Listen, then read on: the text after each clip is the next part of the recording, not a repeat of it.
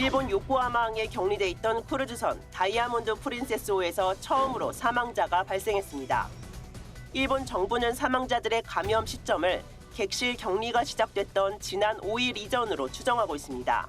허술한 선내 관리로 확진자를 키웠다는 비난이 나오면서 일본 정부의 대응에 대한 비난의 목소리는 갈수록 커지고 있습니다.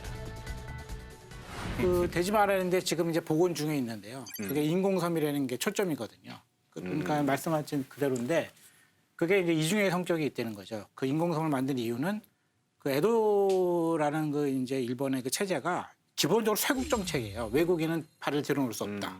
그런데 무역은 해야 되잖아요. 이익은 취해야 되는데 쇄국 정책은 지켜야 되겠고 그게 이제 절묘한 타협점이 인공섬이거든요. 그러니까 나가사키 인공섬을 만든 이유는 일본이 만들었지만 거기는 일본이 아니에요.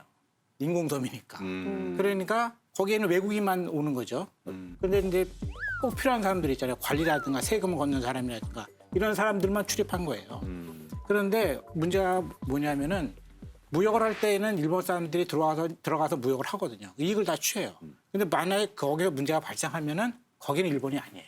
요번에 그 다이아몬드 프린세스 호도 네, 똑같은 마찬가지로 거죠. 예. 그런 개념으로 그러면 딱 그거예요. 그러니까 우리 땅 아닌 걸로. 예, 왜냐하면 이제 그걸 왜 일본에서 문제는 왜 그걸 주저했느냐 처음에 대처를. 그런데 그때 이번 사건을 주도한 건데 아베 총리로 알려져 있는데 아베 총리 머릿속에 그게 있는 거예요.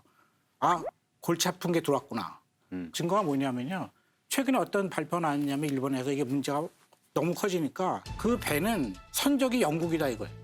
그거는 일본 배가 아니다. 국적이 영국 거다. 그리고 주인은 미국 사람이다. 운영만 일본이 하는 거다.